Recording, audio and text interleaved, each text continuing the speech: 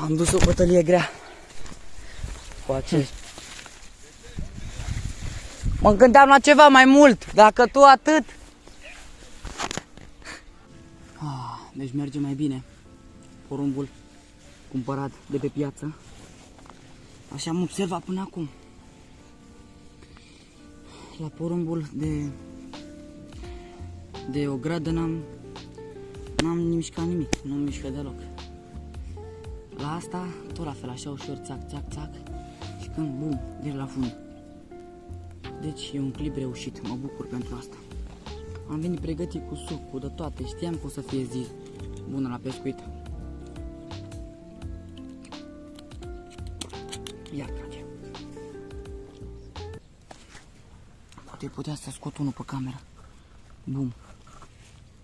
Ar fi mișto.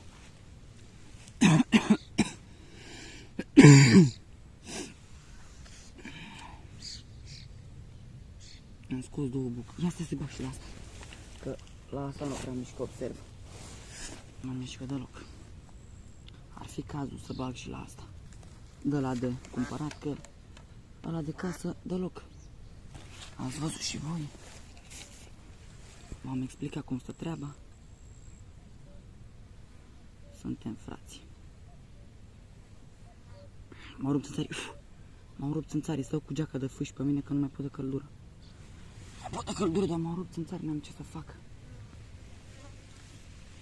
Hai să o băgăm și pe asta.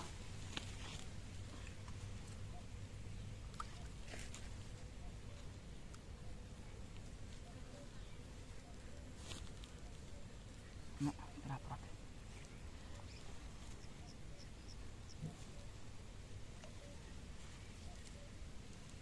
Mai perfect acolo, dar nu pot să ajung.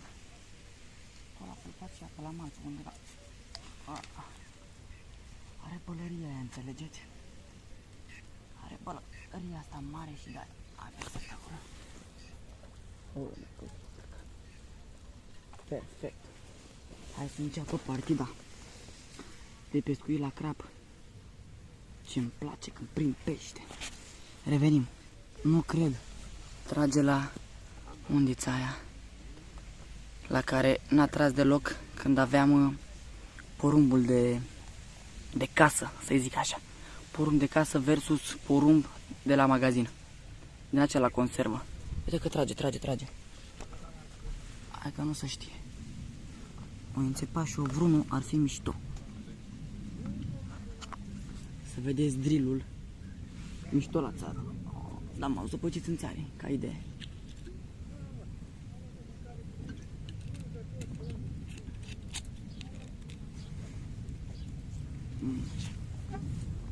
Sunt în papuci, vai de capul meu.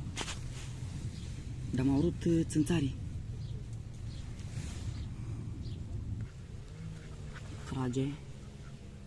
Așa frumos. Poate pleacă direct pe la fund și aia. M-au rupt țânțarii, băi, frate, bă.